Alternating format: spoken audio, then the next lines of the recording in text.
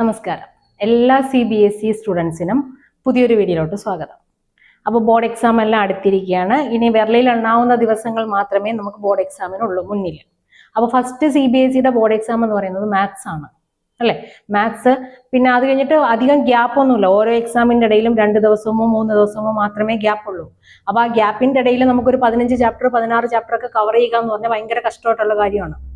അപ്പോൾ ഇനി ഒരു ഫസ്റ്റ് എക്സാം എന്ന് പറയുന്നത് മാത്സ് ആയതുകൊണ്ട് തന്നെ അപ്പോൾ ഇന്ന് മുതൽ നമ്മൾ മാത്സിന്റെ പ്രിപ്പറേഷൻസ് സ്റ്റാർട്ട് ചെയ്യുക. മാത്സിൽ എനിക്ക് ഉദ്ദേശിക്കും ഒരു 12-13 ചാപ്റ്ററോളം മാത്സിലുണ്ട്.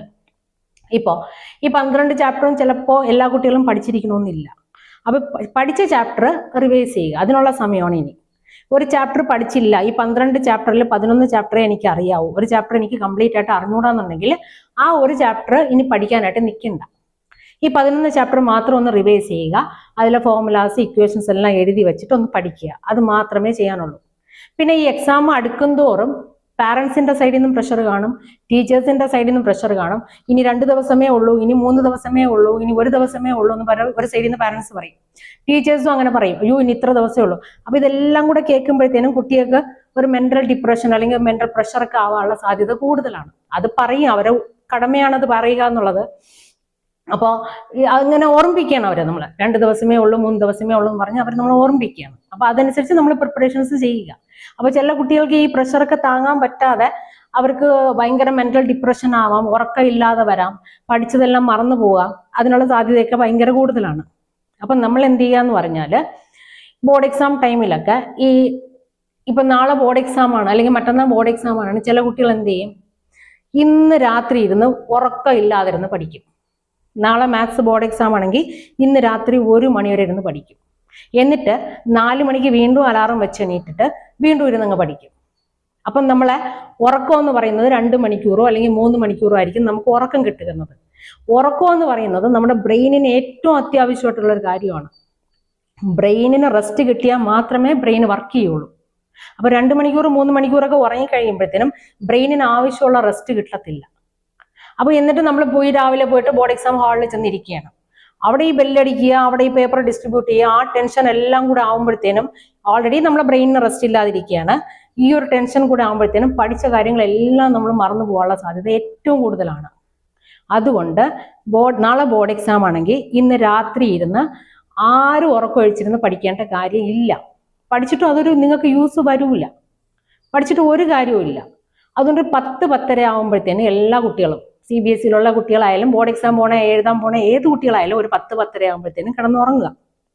ഉറങ്ങിക്കഴിഞ്ഞിട്ട് രാവിലെ ഒരു 5 മണി അല്ലെങ്കിൽ 4:30 മണിയാകുമ്പോൾ എഴുച്ചിട്ട് പഠിച്ച ചാപ്റ്റർ എല്ലാം കൂടെ അതിലെ ഫോർമുലാസും ഇമ്പോർട്ടൻറ്റ് കൺസെപ്റ്റ് എല്ലാം മാത്രം ഒരു പ്രാവശ്യം റിവൈസ് ചെയ്യുക. മാക്സിമം പോയാൽ ഒരു 7 മണി വരയ്ക്കും മാത്രമേ നിങ്ങൾ പഠിക്കാൻ പാടുള്ളൂ. രാവിലെ എക്സാമിൻ്റെ അന്ന് രാവിലെ 7 മണി വരയ്ക്കും പഠിച്ച കോൺസെപ്റ്റും ഫോർമുലാസും ഇക്വേഷൻസും ജസ്റ്റ് ഒന്ന് റിവൈസ് ചെയ്യുക. പുതുതായിട്ട് ഒന്നും പഠിക്കാൻ നിൽക്കരുത്. 7 മണിക്കെല്ലാം നിങ്ങൾ ബുക്ക് അടച്ചു വയ്ക്കുക. പിന്നെ അത് കഴിഞ്ഞ് നിങ്ങൾ പോവുക, കുളിക്കുക, ഡ്രസ്സ് ചെയ്യുക, നിങ്ങൾക്ക് ഹാൾ ടിക്കറ്റ്, പെന്ന്, പെൻസിൽ കാര്യങ്ങളെല്ലാം ബാഗിലെടുത്ത് വയ്ക്കുക. പിന്നെ എക്സാമിന് നിങ്ങൾ 8 മണിയൊക്കെ ആകുമ്പോഴത്തേനും വീട്ടിൽ നിന്ന് ഇറങ്ങി പോവുക. പിന്നെ അവിടെ ചെന്നിട്ട് എക്സാം സെന്ററിന്റെ അവിടെ ചെന്നിട്ട് എല്ലാവർക്കുള്ള ഒരു അസുഖമാണ്. ആ സമയത്ത് എടുത്ത് വെച്ച് ബുക്ക് എടുത്ത് മറിച്ച് നോക്കുക, പഠിക്കുക, അത് പഠിച്ചോ ഇത് പഠിച്ചോ. അപ്പൊ അടുത്തിരിക്കണവൻ പറയും, എടാ നീ അത് പഠിച്ചാ, അടുത്തിരിക്കുക ഇത് പഠിച്ചാ. അപ്പൊ അത് നമ്മൾ പഠിച്ചില്ല എന്നുണ്ടെങ്കിൽ നമുക്ക് വീണ്ടും ടെൻഷൻ കൂടും.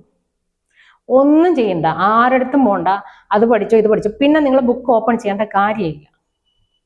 സെന്ററിൽ പോവുക, പിന്നെ നിങ്ങൾ ആ എക്സാം ഹാളിൽ പോണ വേല നോക്കുക. പിന്നെ അടുത്ത് ബുക്ക് ഓപ്പൺ ചെയ്ത് ചില കുട്ടികൾ വണ്ടിയിലിരുന്ന് പഠിക്കുക, ബൈക്കിൽ പോകുന്നതായിരിക്കും, അച്ഛൻ്റെ പുറകെ ഇരുന്ന് ബൈക്കിൽ പോവുക, ബുക്ക് എടുത്ത് വെച്ച് പഠിച്ചുകൊണ്ട് പോവുക.